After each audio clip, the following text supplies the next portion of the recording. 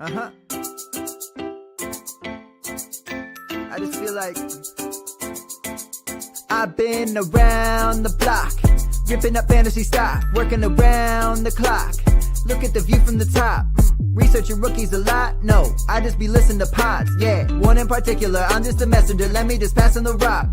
Browning, brunning, pruning, pronouncing ain't what he's doing. What he's doing is not losing, but infusing you with new things. And there's Dennis the Bennett, yeah. The man is a menace, yeah. Building a dynasty, some of the finest things. Promise you, you won't regret it. Sly as a fox, cultured in pop. Give him his props. Here is a thought, here is a box. And you cannot compare them at all, so don't even try. Careful with the news, but when you use a take, I take up Tony Fire, I mean Dyer, because anyone else is a huge mistake. Whoa, fantasy round table, fantasy round table. Fantasy round table, come take a look at the crown, baby. Hey, fantasy round table, fantasy round table. Fantasy round table, come take a look at the crown, baby. Go. Hello and welcome to another episode of the Fantasy Football Roundtable Podcast. It is Tuesday and the games are in the books, so we are going to be looking back on the week that was, and that starts with a Thursday night game that ended up being a season finale for Justin Fields. The Patriots got the 27-14 victory over the Jets. After taking a few days to ponder, Aaron Glenn made the move that many have speculated for a while. Justin Fields to the bench, Tyrod Taylor going to start this next week. But I have to ask you, do you think Justin Fields was the problem for the Jets? Oh, he is, but he's not the only problem. Like, there's 5 fingers on my hand. There's plenty of fingers. That's the Jets' problems on offense.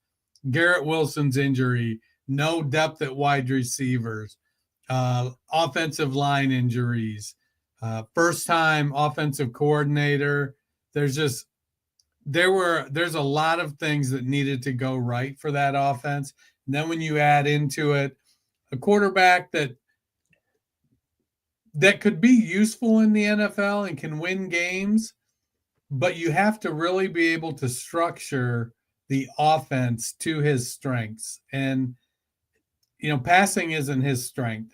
We see teams a lot of times in a one-off or a couple games here where they will make a move with their quarterback where they take the ball out of their hands for a game or two. But they go back, and at some point the quarterback has to be able to lift the team up if you want to have any sort of long-term future in the NFL. I mean, I think Fields had 19 points Thursday night for fantasy, which is pretty good. He'll take it as your QB2. But from an NFL perspective, that's not going to win. The way he was playing isn't going to win you a lot of NFL games. Yeah, but I'm with you. A problem, not the problem. Good luck, Tyrod. Maybe you can get Adonai Mitchell to actually catch a pass.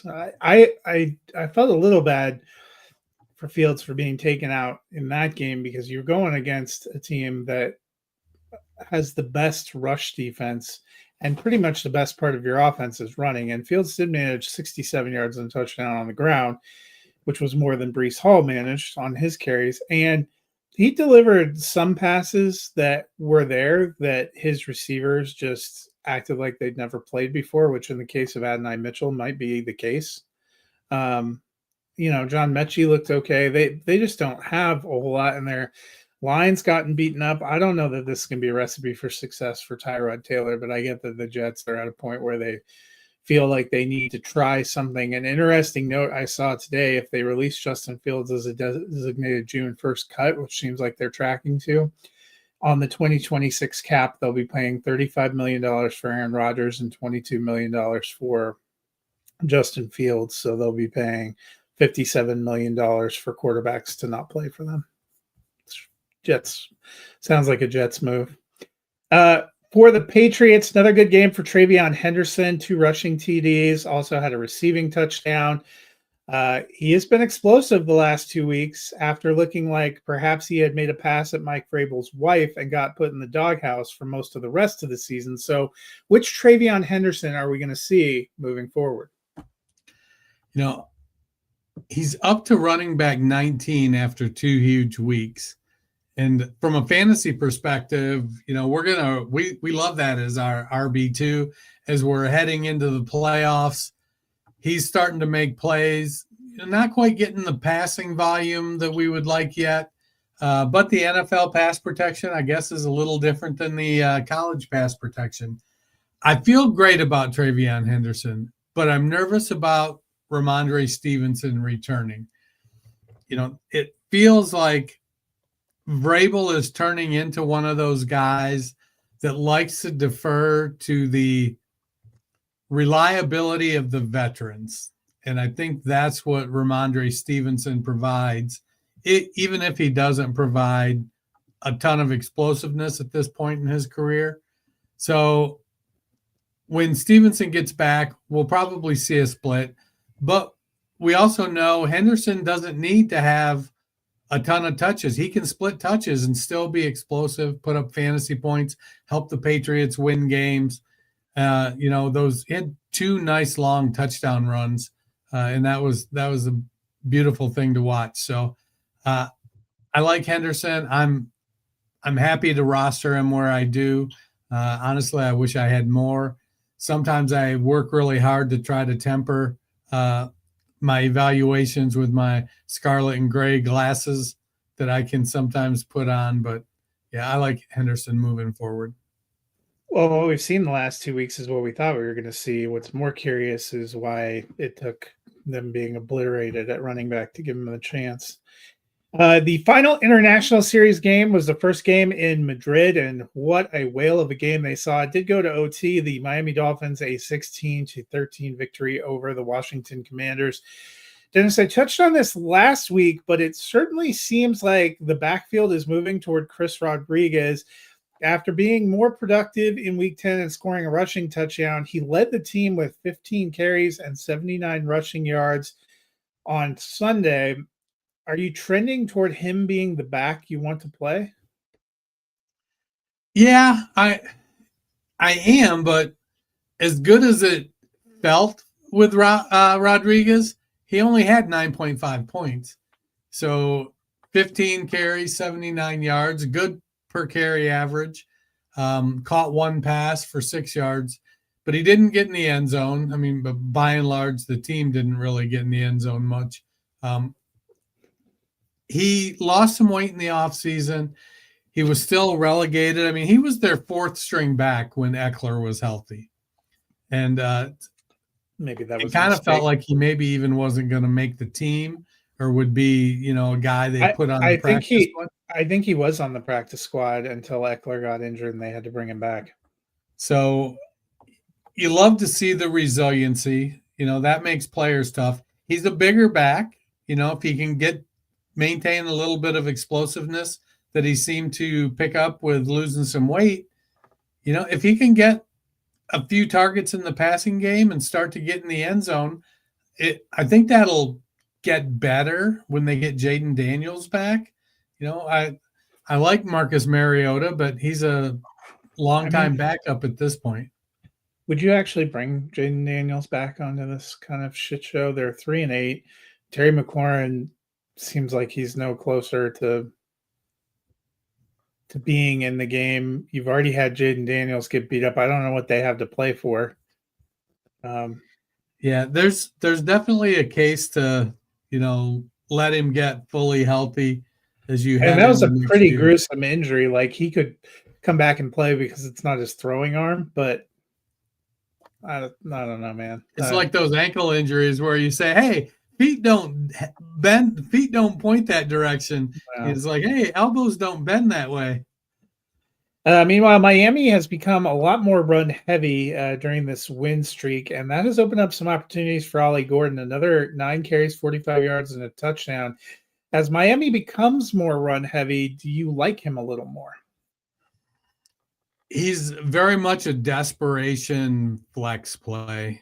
I get that last week he had 9 carries for what was 45 it? yards. 45 yards and a touchdown. No targets. But in the last 4 games, his touches have been 9, 1, 3, 11. So it's not like he's rocking the world. And in that same span, Devon Achane has had 26, 28, 24, 25. Now, almost the bet you almost want to make here is let me get Gordon on my roster because 5'9", 180-pound Devon Achane can't continue to get 25 opportunities a game and hold up. But Achane's RB3 on the year. He's super explosive, 120 yards in rushing this last week, 45 yards through the air, 5 catches. Achane is, if I roster him right now, I'm looking at next year going, okay, is this the year he breaks? Should I try to move him this offseason, or do I need to sort of sit tight and ride it out?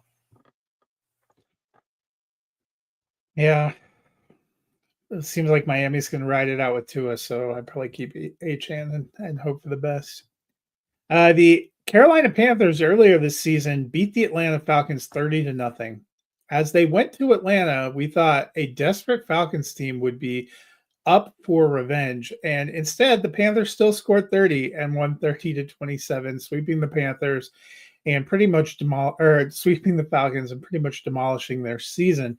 Better than that, Bryce Young, who looked really bad for most of the season, went for 448 yards and 3 touchdowns. So was this a promising sign or of the Falcons? It's definitely a promising sign. I'm not ready to call it a trend. The Falcons were giving up the fewest passing yards per game because they gave up the 4th most rushing yards. They could easily be run on, but for whatever reason, their running game kind of stepped up this week, and Bryce Young went out and did it through the air. I love, maybe he's developing chemistry with Tetairoa McMillan. Xavier Legette had a great game, 8 targets, caught 4 and a touchdown. Rico Dowdle, 7 targets, 5 catches. Jalen Coker's finally back. He had 4 targets. Jatavian Sanders seems to be the tight end there you want to roster. He had 4 targets, caught all 4 of them. So it was one of those weeks where that passing game was clicking, and it gives them something to build on. It lets you know that if Young can get consistent, there's definitely a possibility there for him to be in that top 15, 16 QB range instead of the top 24 kind of QB range. Meanwhile, for the Falcons, they slumped to 3-7. Michael Penix injured his knee, going to be gone for the rest of the year. Likely another reconstruction, which would be his 3rd. He's going to be 26 next year. We only have 2 knees? Yeah, so one of them, has gotten done more than once.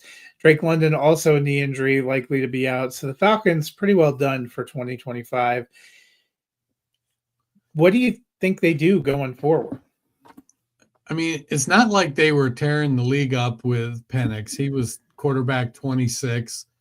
Yeah, and he's 3-6 this year. He's 4-8 as a starter overall. So,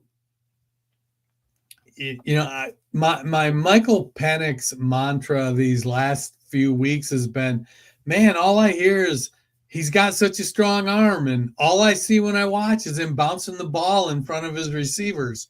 So, to me, in my brain, there's a huge disconnect between Michael Penix. Now, Penix was never one of the most accurate quarterbacks, and we like to chalk a lot of it up to, well, he throws the deep ball a lot, and they just, historically, quarterbacks don't convert the deep ball at the same rate you do, a tunnel screen or a 5-yard out or something, which is, true.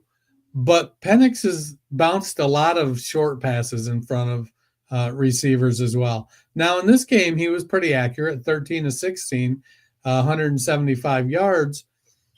And he's been getting the ball to Drake London, which is where you want to see him throw it, and to Bijan Robinson, which is where you want him to go with the ball. Kyle Pitts has been pretty good this year. There's some inconsistency, but he's been pretty good. Darnell Mooney has been kind of a disappointment, and nobody else really stepped up in the passing game.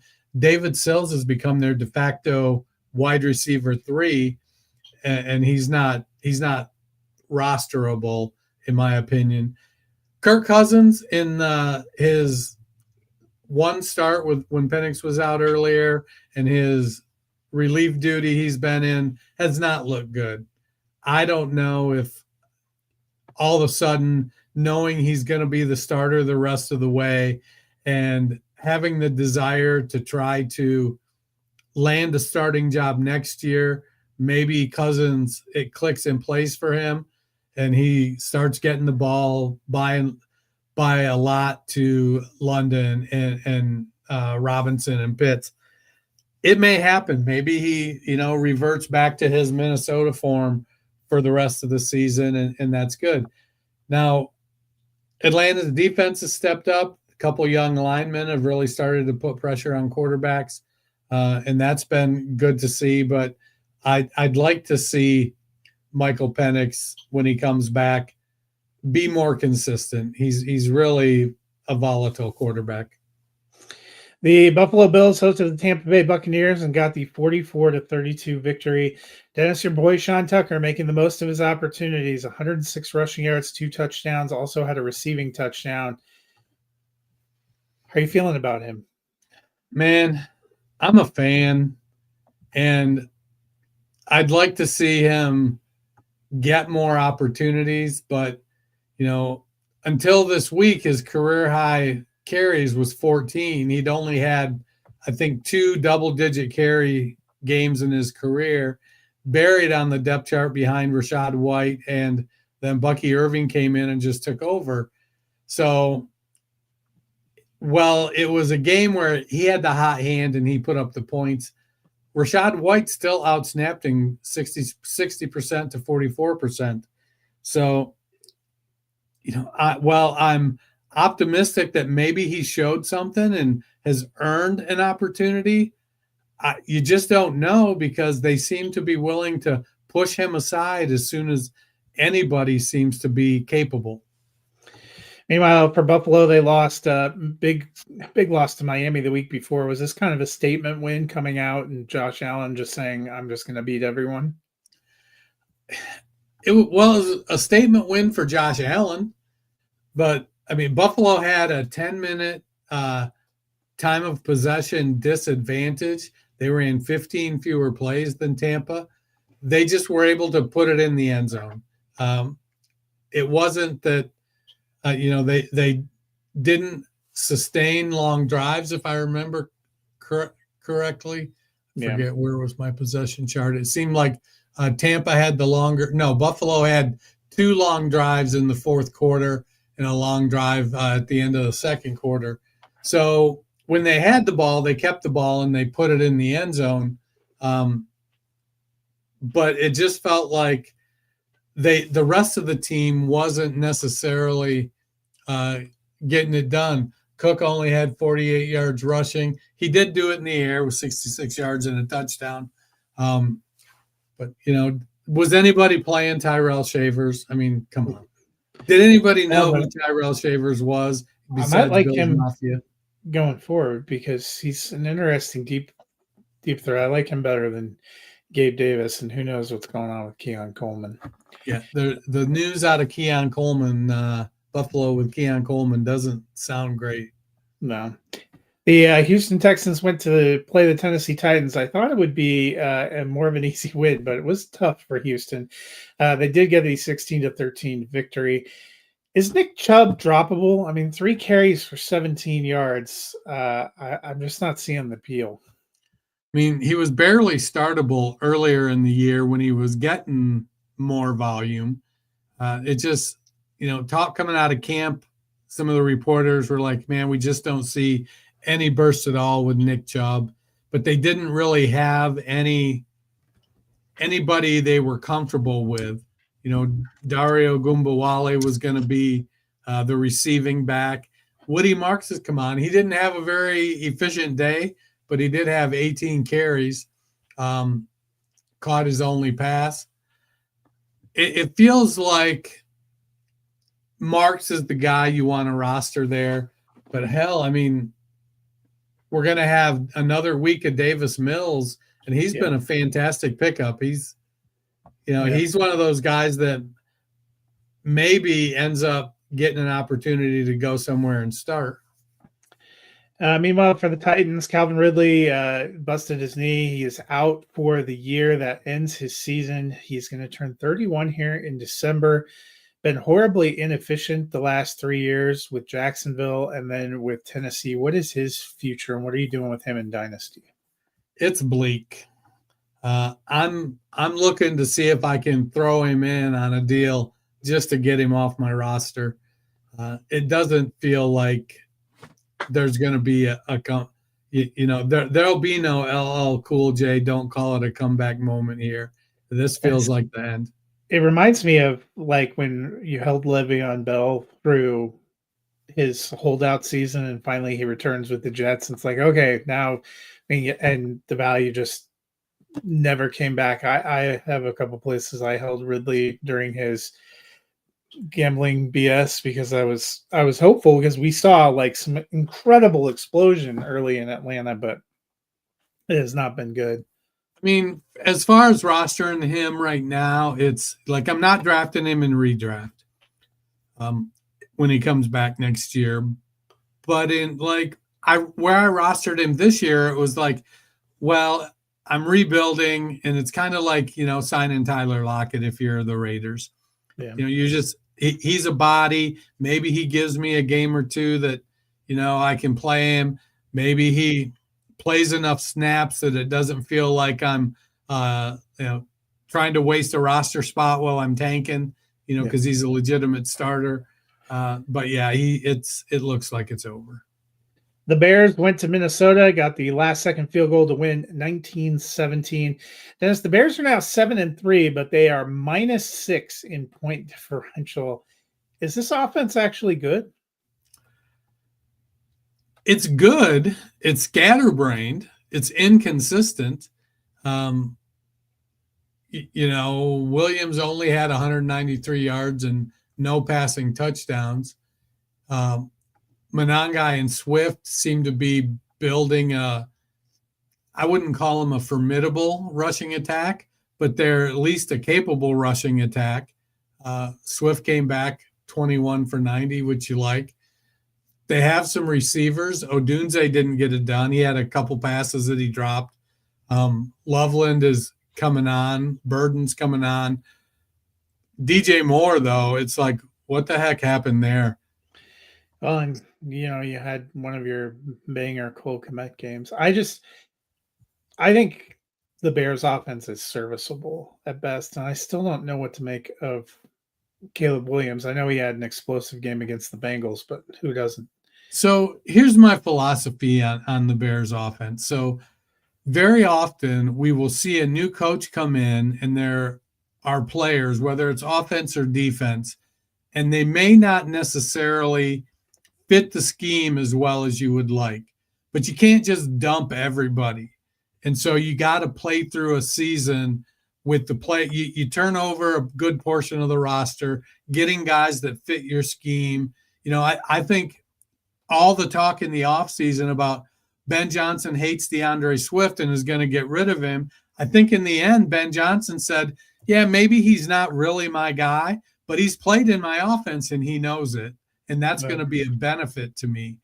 And so now moving forward, he's got guys that have played in this offense a year. He's going to add some more guys that fit better, maybe have some better development in the O-line, get some things going, maybe rein in some of the chaos that is Caleb Williams by putting him in positions to be able to do things he's good at and not putting him under the kind of stresses that make him crack.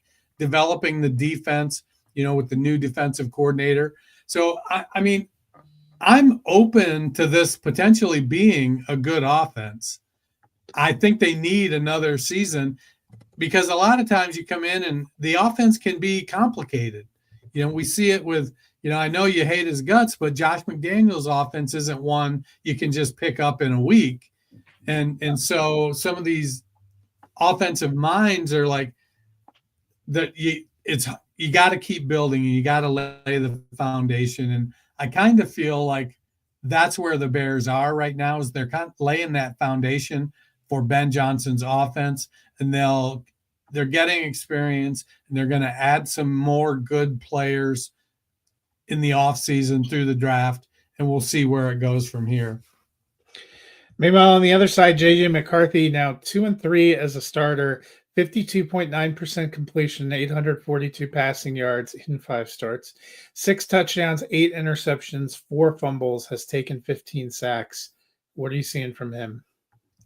So when I think of Vikings quarterbacks and JJ McCarthy, he's kind of on the Dante Culpepper, what was it? I forget his first, Christian Ponder spectrum. Oh, and right now he's sort of on the Christian Ponder side of the ledger.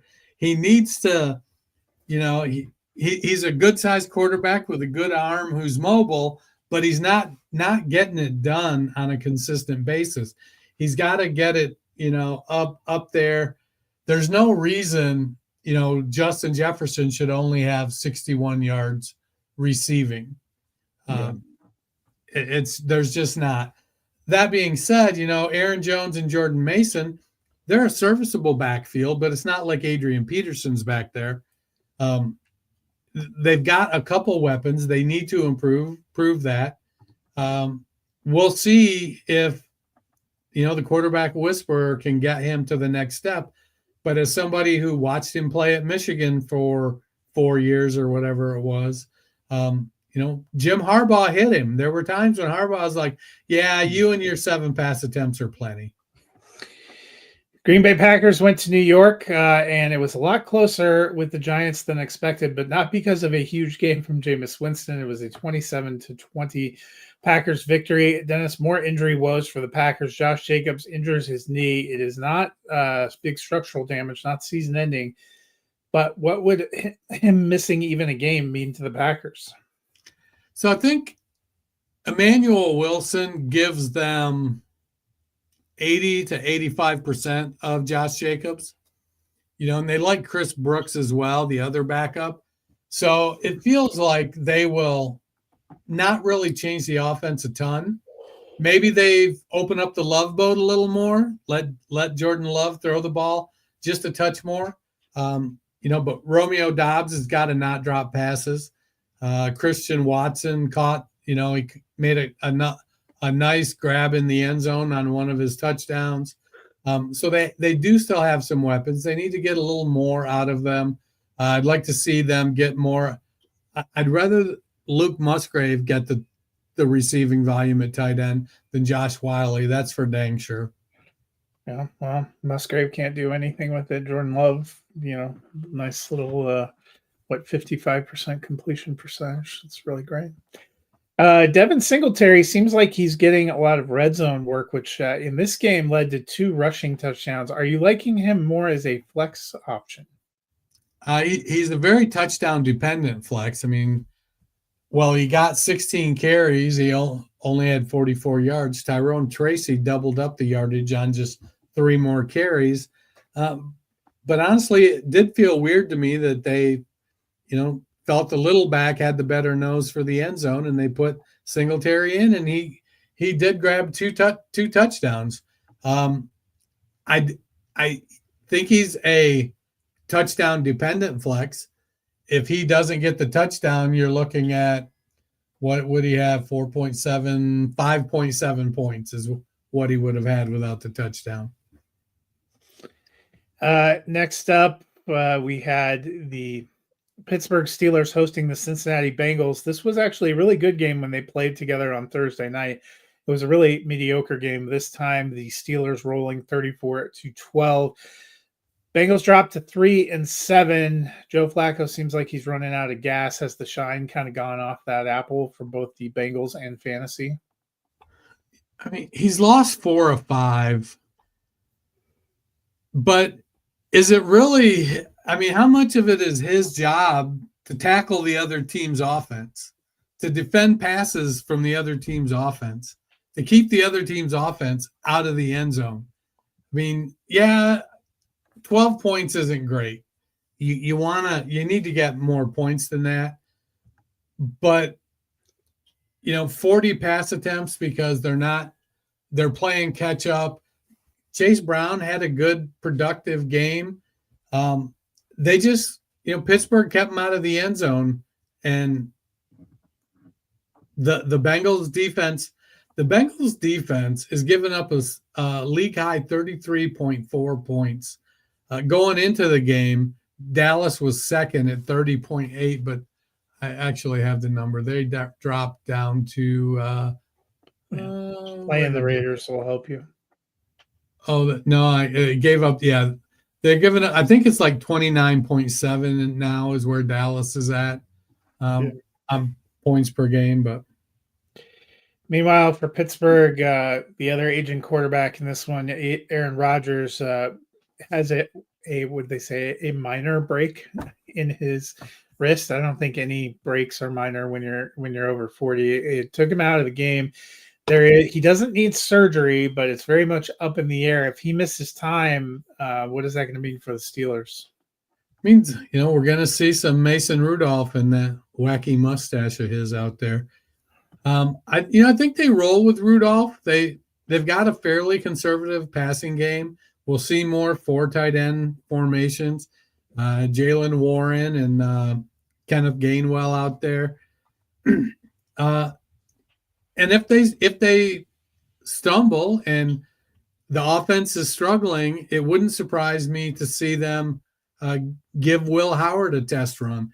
He's been on IR most of the season with a broken finger, but he's been around the team. He's been taking the mental reps. He's been, back at practice now for a couple weeks, and he proved himself to be a gamer. So maybe we do get a chance to see Will Howard. Next up, the Jacksonville Jaguars hosted the Chargers and just blew them out 35-6. Is it just too many line injuries for the Chargers? Yeah, amongst others. They losing both of their top running backs. Kimani Vidal was a cute story for a little while, but I don't think there's any consistency there. He's really, a backup. An RB2 for a team, a change of pace guy. And if they can get Omari and Hampton back, that might provide a little balance. Losing Joe Alt and Rashawn Slater, their 2 starting tackles, is tough. Most teams struggle to have 5 high-level offensive linemen. They lost their top 2 offensive linemen. And it's pretty clear they were they were easily the best linemen on that Chargers team. And losing the running backs they did kind of made them pivot their offense to more pass heavy, which, ain't a bad thing, though. As Ladd McConkey has come on, Quentin Johnston has been sacrificed so that Ladd McConkey may flourish, it seems. Meanwhile, for the Jaguars, Baishal Tutin, 15 carries, led the team with 74 rushing yards and got a touchdown. Still a good day for Etienne, who had 2 rushing touchdowns. But do you like Tutin a little bit going forward? Yeah, I think he's played himself into a timeshare there. And so, Etienne had 2 targets. Tutin didn't have any. Etienne out carried him 19-14. So Tutin was a little better in the efficiency game, but I think they're going to continue to split it. It's tough when, the running game is operating like it was. What was it? Tutin, Etienne, and LaQuint Allen combined for 42 carries, while Lawrence only had 22 pass attempts. They had a 39 minutes time of possession. So it was, they just kind of dominated that game, and they ate up clock with the ground game. That made it tough for the Chargers, and it allowed them to, while 35-6 seems like it was a blowout, it was more a game of keep away that they just were able to seal the deal at the end of it, each of those drives. The 49ers went to Arizona, got the 41-22 victory. Michael Wilson really exploded. 15 receptions for 185 yards. Of course, 47 completions from Brissett will allow that. But do you think this could be a sign of things to come? So Wilson has always been a good receiver, not necessarily great. He was good in college, struggled with injuries that cost him a lot of games. He's big. He's one of these 6'3", 215-pounders, good route runner, decent speed. He just happens to have Marvin Harrison and Trey McBride out there on the field with him, and he's never going to be the top dog with those two there. Now, if they can keep Kyler Murray from being in the game, that's going to be good for the passing game. Not that I think Jacoby Brissett is, the second coming of Joe Montana or Dan Fouts or anything, but Brissett is, I don't even know if better passer is the right word. He had a phenomenal game. This one, 452 yards, 2 touchdowns with the 2 interceptions, but they were behind, and Cardinals were playing catch up and trying to play keep up. And, it was just one of those games that the running game wasn't doing anything. And so they just decided we're going to let Jacoby Brissett chuck it. Yeah. Meanwhile, Brock Purdy did return 19-26, 200 yards, 3 touchdowns, no interceptions. What did you think of his return? It's Brock Purdy doing Brock Purdy things. He ran an efficient offense, funneled the ball to his top dogs. Kittle had 6 targets. Jennings had 6 targets. McCaffrey had 6 targets. Nobody else had more than 3. And Christian McCaffrey, very efficient in the running game. Brian Robinson, nice change of pace. It was just one of those things where, let's see, what was their time of possession? San Francisco actually had a negative 10-minute time of possession in this game. They just were able to keep Arizona out of the end zone and score when they had the ball. The other big game in the NFC West, the Seahawks went to face the Rams. Rams got the 21-19 victory. In the playoff game against the Rams, Sam Darnold got sacked 9 times, looked dreadful. This week, 4 interceptions, one of his worst games of the year. Are the Rams just his kryptonite? Maybe, but they get paid too, so they're going up against a professional defense. Darnold has had single-digit points 3 of his last 4 games. The Rams didn't get any sacks on him, but they put a ton of pressure.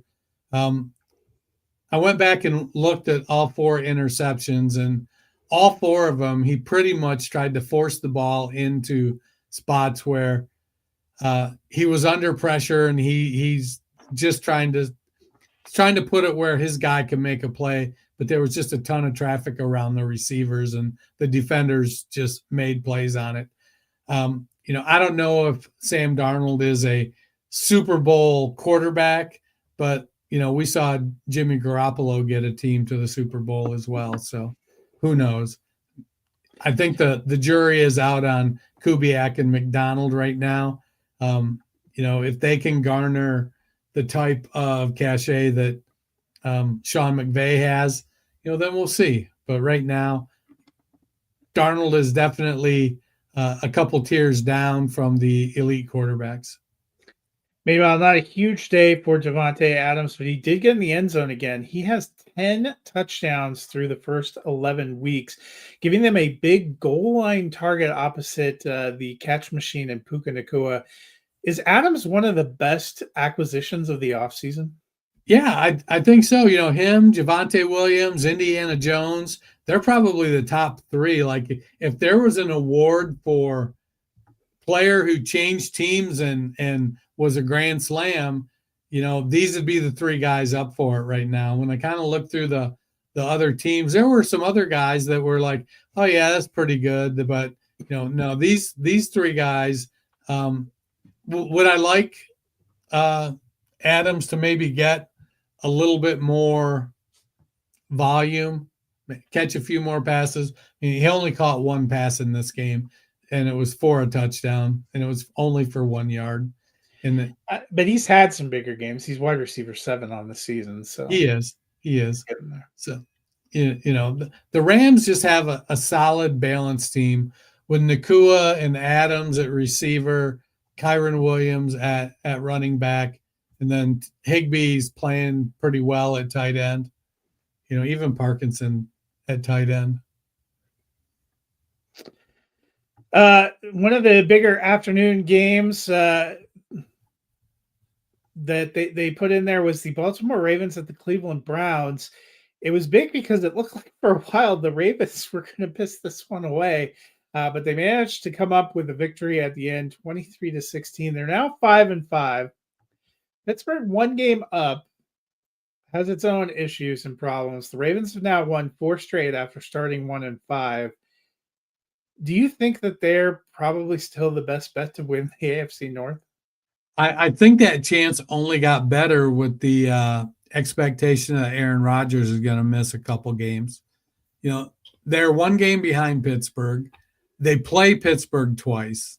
They have 3 gimmies on the rest of their season. They play Cincinnati twice and the Jets once. That should be 3 wins right there.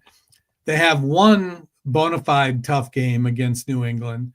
And the other 3 games, I lean Baltimore, and that's 2 games against Pittsburgh and against Green Bay. So I think they have a chance to come out of those 7 games with 5 wins. And that's going to put them, I think, on top of the AFC North. Meanwhile, we finally got to see Shedeur Sanders. We may get to see him again in week 12 as Dillon Gabriel is in the concussion protocol. 4 of 16, 47 yards, no touchdowns, 1 interception, 1 fumble. Looked pretty lost out there. I guess Kevin Stefanski admitted after the game that Sanders has never received a single rep with the first team all season, which has gotten him lit up a little bit by pundits. But what did you think of what you saw from Sanders? I think he played like a guy that, has a reputation for holding the ball too long, thinking he can make a play, maybe not getting the ball where it needs to be. I see both sides of the argument. They drafted 2 rookie quarterbacks, and they felt that one was better than the other. They signed 2 veteran free agents with the expectation that if Pickett wasn't going to be the guy, Joe Flacco was. And as they got through training camp, they determined, we can get something for Pickett that's going to help us. We're going to move him, and we'll go with Flacco. They did that. Well, when you're doing that, Flacco doesn't need to take every first team rep. He's been in the league 25 years or 30 years or 35 years, whatever it is. So he can take some reps off while you get your rookie backup work so that he can be competent when you need him. Well, they decided along the way that, Flacco wasn't all that, and we're going to roll the dice with these rookies. Well, now you've got Dillon Gabriel, who's probably was taken at most 15% of the snaps, maybe 20% of the practice snaps with the first team. Well, now you need to make sure he gets all of the snaps that he can because he's a rookie while you're doing prep. And that's probably not ideal for Shedeur Sanders, but, it is what it is. Then they have a situation and Sanders has to go in, and he played like they prepared him to play. It wasn't great. I don't think there was any conspiracy theory about, we're going to try to make him look bad when he gets a chance to play. To me, this doesn't feel like a Dwayne Haskins situation. I just think that Kevin Stefanski never wanted him and has never put any ounce of effort into him, and now he's reaping. I think it's time for them to move on from Kevin Stefanski. I don't think he's happy there, and that team is an abomination. I know they've got problems, but I think that he's had as long a leash as he has because he was saddled with Deshaun Watson. And so when you're spending all that money on a guy you can't play, it hamstrings your team. And so, for whatever reason, now to me, when it comes to Shedeur, the NFL told us what they felt about his talent. Yeah, well, and it's certainly, a lot of the reports have been that he didn't want to take Sanders and that pick got foisted on him, and all the responses during the season have been that way, which is fine. I understand if you don't want him, but you only have 2 quarterbacks and you get what you get. And I don't think he's done a good job. I don't think Shedeur Sanders is incredible, but they've certainly, by all accounts, set him up to do nothing but fail. And that's when you're a failure organization, I guess that's your thing. And maybe they're just a failure organization and Stefanski's rolling along with that. But it's Browns Raiders is going to be something to watch in week 12. Not something I'm going to watch, but it'll be something to watch. The big one in the AFC West, the Broncos hosted the Kansas City Chiefs, got the 22-19 victory to move to 9-2 on the season. The Chiefs are now 5-5. If the playoffs started today, they would be 9th place in the AFC, which, in case you're keeping track, there's only 7 playoff teams. They do not have an easy schedule. They still have the Colts, another one with the Broncos, another one with the Chargers, among other games. Could the Chiefs actually miss the playoffs? They could. As improved as their defense has been the last few years, the offense has gotten continually worse. Now, that some of that I think could be chalked up to Matt Nagy going in and taking over, running the offense. We saw him in Chicago. When he was earlier in his career under Andy Reid's thumb, he got a lot of credit that, maybe he didn't deserve. The more it goes on, the more it looks like that's the case. But their running game is terrible. The passing game, if they don't hit big plays, they're not able to sustain long drives, it seems. And so, then they devolve into Patrick Mahomes running around and trying to do something, trying to connect with Travis Kelce for a first down or whatever. It feels like they're headed for missing the playoffs. But if they keep playing teams like the Chargers played yesterday, then maybe they'll have a shot. But right now it seems pretty grim. Meanwhile, it was a good coming out party for Pat Bryant. 6 targets, caught 5 for 82. How do you like his development as a rookie? I think he's developed nicely. They didn't put a ton of pressure on him. They showed belief in him early when they moved Devon Vele, but that left him with Sutton and Franklin and Mims ahead of Bryant. And so he had a chance to not have a ton of pressure to come in and produce. And when his number was called, he delivered. He only played 56% of the snaps. Sutton was at 92. Franklin was at 66. Well, he had 6 targets. Sutton had 8, and Franklin had 8. All 3 of them had decent games, despite none of them putting it in the end zone. Yeah, I think the real thing is, if you were holding out hopes Marvin Mims was going to be the guy, he's the one that if you can find a believer, I would move, because I think their top 3 receivers for the rest of this year and next year are going to be Sutton, Franklin, and Bryant. That's the way they're playing, and that's how they work the best. Sure looks like it.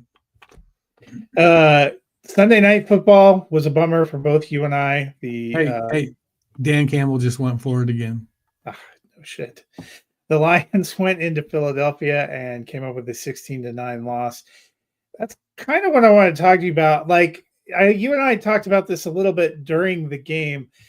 We like Campbell. We like that aggressive style. We like the belief in the team. But at some point in time, they were like a huge offer on fourth down, many of which appeared to be in the red zone where they could have added field goals in a game that was really tight all the way throughout.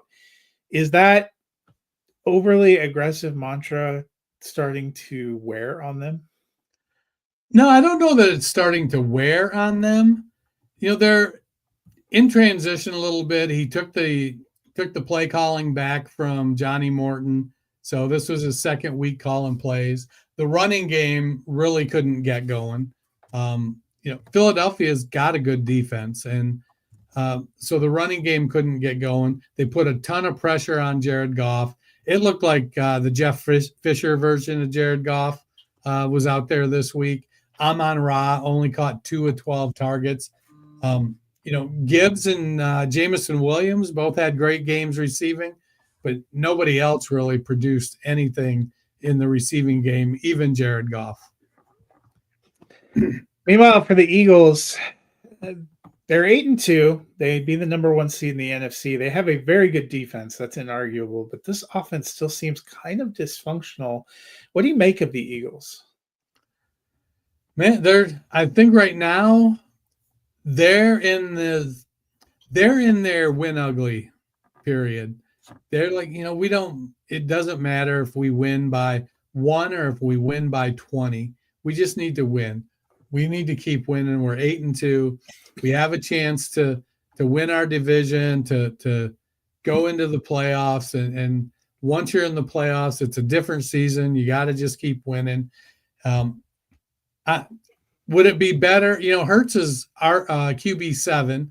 He only had 135 yards passing yesterday or Sunday. Was it yesterday? Yeah, Sunday. Yeah, Sunday. He only had 135 yards passing. He did rush for a touchdown. Barkley this was not a great game for completion percentage. Goff was well under 50%, and Jalen Hurts right at 50%. Yeah. No, it was just one of those games where, Detroit lost ugly and Philly won ugly. Monday Night Football was just ugly. The Cowboys went into Las Vegas to play the Raiders. They, at one point, I believe, were up 31-9, ended up with a 33-16 victory. One of the big stars of the game for the Cowboys, George Pickens, 9 for 144 and a touchdown, now has 7 touchdowns on the year. The Cowboys mentioned they'd like to bring him back, but they haven't started contract negotiations. Should they? Yeah, why not? I mean, you can't sign a contract until you make an offer. That being said, I wouldn't expect Jerry Jones to make an offer anytime soon because that's not how he rolls. Pickens is what looks like wide receiver 4 on the year. Here's where I would caution it. Yeah, it sounds great. Bring him in, bring him back. See, maybe Javonte Williams too. You got Dak, who's, kind of going through the back end of his prime, and CeeDee Lamb and Jake Ferguson. And that's working so well in Cincinnati, and Dallas gives up the second most points on defense. Maybe Quinnen Williams, this was his first week. And granted, they played the Raiders, who aren't very good. Let's see him against some teams with some offensive firepower. And see, they got DeMarvion Overshown back. They brought in Logan Wilson at linebacker. So potentially that defense could pick up a little bit from here on out and play better. But it feels like they're trending towards this Cincinnati Bengals model where we're going to invest all this money on offense and just try to outscore people.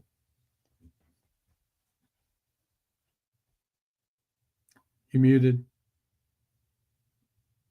Another kind of a clunker for Geno Smith, even against a porous Cowboys defense, only 238 passing yards, 27 to 42, a TD and an INT.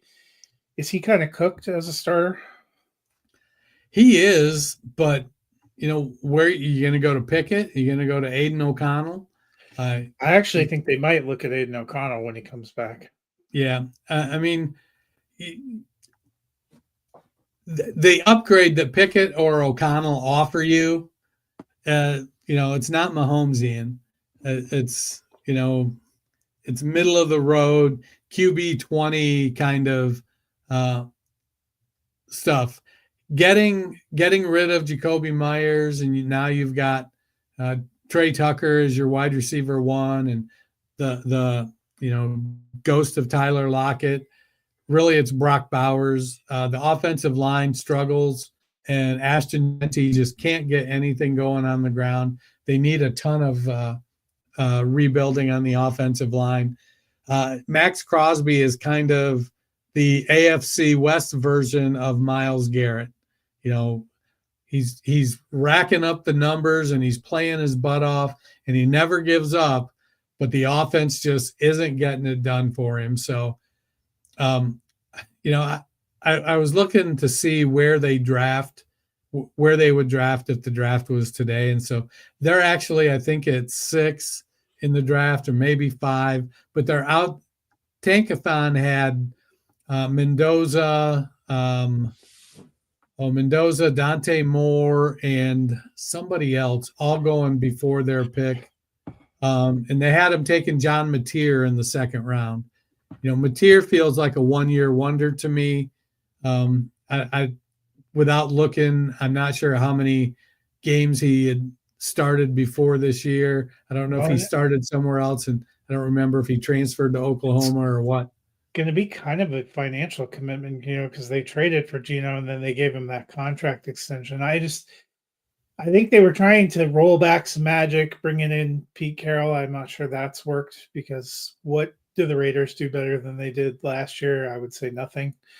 They went and got Geno Smith.